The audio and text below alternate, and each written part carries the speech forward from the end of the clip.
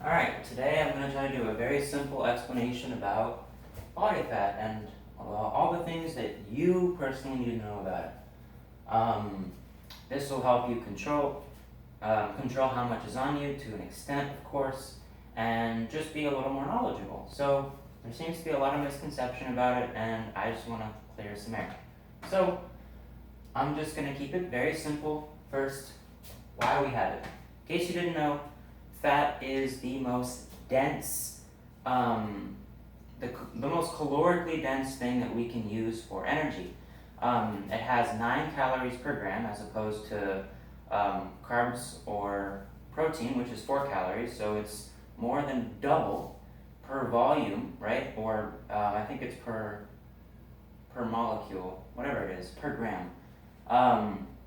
Has twice the amount of calories. So it's more beneficial for our bodies to store fat than it is to store protein or carbohydrates, because it would need to store double the weight. And it's generally a good thing to be lighter as an animal if you get the same benefits out of it. So that's why we store fat. So now our body is going to convert carbohydrates and protein and fat into fat that we store. That is if we're eating excess calories. Now, how does it do that? So we have these things called fat cells, and the cell itself looks like a weird umbrella. All right, well, don't mind that. Looks like a weird umbrella, right? So the nucleus is right here, which is kind of like the center of the cell, you could say. So it has a sac down here, and this is where it stores the fat. And so you are born with a certain number. Different people are born with different numbers of fat cells. So for someone who is genetically lean, they are born with a relatively few number of fat cells. Where if someone is genetically more prone to being obese, they're going to be born with more fat cells. Now, fat cells want to be about halfway. They don't want to be about to burst, but they also don't want to be empty. And when they're either too full or too empty, your brain is going to send out hormones, or I forget if it's your brain or some other organ. I don't know. But you're essentially going to get hormones telling you that you're hungry or full. Now, if your fat cells are overexpanded, your body is going to send you more full hormones, making you eat less so that your fat cells go back to this average level. If your fat cells are more on the empty side, your body is going to send you hunger hormones, making you feel more hungry.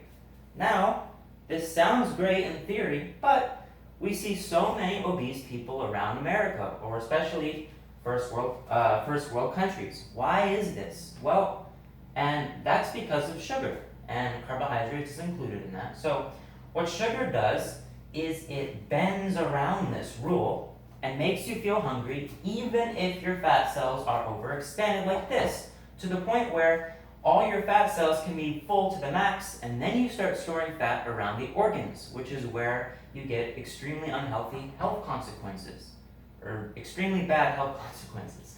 So my first recommendation, if you want to lose body fat, is to try to cut as much sugar and carbohydrates as you can. It is difficult. They are considered a drug because of what they do to the brain, but it is still possible. So, now, body fat range and limit. What does that mean? So, as I said before, different people are born with different numbers of fat cells. So, your fat cells, right, they want to be about halfway, so that you have the potential to gain and to lose without too much trouble, right? So what does that mean? So basically, if you're genetically lean, so I'm just going to draw like a halfway, it's going to be very hard for you to go above a certain range and below a certain range. That's just for everybody, not just for lean people, sorry. So it's just that for different people, that range differs. Alright, well that looks dumb. Right, so whereas most people are here, lean people are going to be around here, and more obese people are going to be here. And this is just what you're prone to. So for lean people, they can be, let's say this is 15% body fat, which is where you start to see abs. They're going to feel perfectly fine.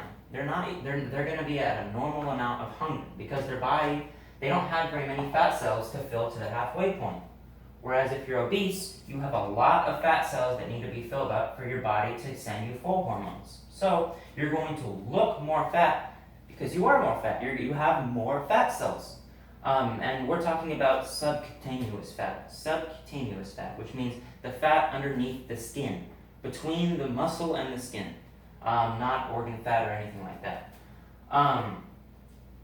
So on the other side of things, if this lean person's all the way down here, and they're at an average body fat, maybe let's say this is 20% body fat, right?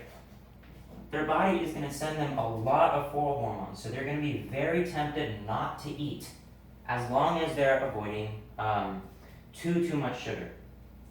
And so they're not even going to feel hungry, right? So, and you can track all the calories you want to track. Calories do matter. It's calories in, calories out. I don't care what you say. It's just chemistry. But your body does do calorie compensation. What does this mean? So basically, if you are genetically lean, when you get too high in body fat, you're going to unconsciously do a couple of things. You are going to be unconsciously more active. Let's say you're speaking on the phone. If you are genetically lean and your body fat is higher than your body wants it to be, when you're going to walk around while you talk on the phone, just unconsciously. You're going to be moving more, and that burns a lot of calories. But let's say you are on the obese end and you're dieting down, so your body is sending you all kinds of hunger hormones. Not only is it going to send you hunger hormones, making it harder for you to diet, right? So it's also going to make you feel more lazy. Or maybe not necessarily lazy, but at least move less. So when you're talking on the phone, you're going to lazily sit on the couch and not burn any extra calories. You are going to walk less. Your body also lowers your internal temperature slightly when you are lower in body fat so that it burns less. And when you're higher in body fat than your body wants you to be, it'll raise the temperature. So that's basically it. So that's why it's hard to gain or lose weight. Now, everybody has a range depending on genetics. For most people, if I gave you the goal to get to 600 pounds in 1 year, or even 5 years, 10 years, 95, 98% of you could not do it. Why is this? Your body doesn't want to go above a certain amount for almost everybody. So even if you're eating sugar with that bend around rule, whatever, right? So you won't have enough fat cells to gain more than a certain amount of body fat. Even with fat being stored around the organs, which by the way is extremely unhealthy, it can only go up to a certain amount for most people. Same for being lean. At some point, now you could keep dieting down and torture yourself, but at some point it would be extremely difficult to lose any more weight when you get too low in body fat. That's because you will feel so immensely tired, you will feel like dog crap. You will feel so bad that you will most likely have to eat, and that's what bodybuilders go through. And you can look on YouTube to see their personal stories and whatever, to where their whole life just goes to crap when they get below a certain amount, right? So here's my basic messages. Cut out most sugar and carbohydrates first to see where your body actually is. Maybe you think you're genetically obese, but this is in reality, this is 10 to 15% of people at this, let's say this is 35% body fat. I have no idea what the actual number is, but This is not a lot of people. Everybody thinks that they're more unique than they are. That's just my own personal opinion, but first try cutting out sugar and carbohydrates to see where your body actually wants you to be at. So for most people, it's probably going to be this 20% mark. Now, from there, you can probably cut down halfway to your goal, or at least a little bit more. Maybe here, wherever your quality of life intersects with what body fat percentage you want to be at. Now, let's say your body feels perfectly comfortable here. You're not too hungry, you're not too full, you like eating, but you're not immensely hungry, right? So down here, you would have to deal with some hunger and have to deal with not eating, not binging. Down here, you would have to deal with a lot of hunger and a lot of self-control. Now, wherever you think you are on that scale and whatever you want to look like, that's where you could go. Same for this direction. At this scale, you are going to have to force feed yourself a little bit. Eat to the point where you don't want to keep eating, but you do anyway. This point, you would have to do that so much that you'd probably feel disgusting and sick. So, and then you have to deal with the fact of calorie compensation. So let's say you want to gain 1 pound of weight, whatever it is, most likely going to be body fat per week. You would need to, let's say you calculate you need to eat in a 500 calorie surplus every single day. So you do that, and you don't gain any weight. Why? Calorie compensation. You're moving around more unconsciously. Your body temperature's gone up. That means you probably need to eat in a surplus of 750 calories, 800 calories to overcome calorie compensation. You will gain weight up to a point, and you will lose weight up to a point. Your body can't be 100% efficient in either. So wherever you want to be at, whether you want to lose fat, gain fat, whatever, you are going to have to deal with where your body wants you to be, so your genetics, and calorie compensation. That's why it's so hard to lose or gain fat. So I'll give myself an example. I am genetically quite lean. I predict that I comfortably stay at about 10% body fat. That's where I can go the whole day without eating, and I'm only hungry at the end of the day. If I go up to 15% body fat, which by the way I've never done in my entire life because I find it so difficult, is I think I've gotten to maybe 12% before. And at 12%, I'm so non-hungry, I'll go more than 24 hours without eating because I'm genetically lean. It would be extraordinarily difficult for me to get to maybe 20% body fat. It would be stupidly difficult. I would feel fat and disgusting. Not necessarily fat, but like as if I'm overeating. But if I go below 8% body fat, this is where I start to feel tired. I don't move a lot. I burn way less calories. So when I get too low in body fat, I need to sleep many extra hours. I barely move throughout the day, and my brain, at least it feels like my brain isn't really functioning at its optimal range.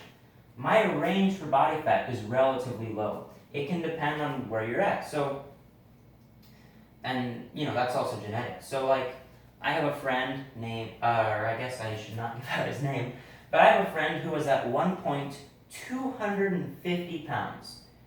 Very, not insane, but pretty overweight. He's 6'1", and he has a decent amount of muscle. So he was at one point 250 pounds and quite a high body fat percentage, right? By cutting out most sugar and carbohydrates, he found that he comfortably stays at 190 pounds just by cutting that out. By taking out sugar that bends around that body fat rule, he cut down to 190 pounds in about 6 months because his body realized it was so high in body fat because he didn't actually have an insane number of fat cells, and most of you don't have an insane number of fat cells. So now, if he tries to diet down to 170 pounds, he struggles a lot. He struggles with hunger, he wants to binge, etc. But he can comfortably stay at that 180 pound body mark. 180 pound mark. So whether you want to gain or lose weight, you need to know you are most likely going to struggle. You are most likely going to have to experience something your body does not want, especially if you cut out sugar. If you cut out sugar and carbs, you will most likely lose some percentage of your body fat to start out with. But after that, then you have to deal with what body fat your body wants you to be at. So that's pretty much it. So yeah. Let me know your guys' opinions if you agree, disagree. I know a lot of people are not so hyped on cutting out sugar and carbs, and I think in specific instances like doing explosive sports like powerlifting, sprinting, that sort of thing, sugar can be very useful. But I'm just talking about body fat right now. I'm not talking about whether you should or shouldn't eat sugar for specific sports, etc., whatever. I'm just talking about ease of maintaining the body fat you want to maintain. Yep, pretty much it.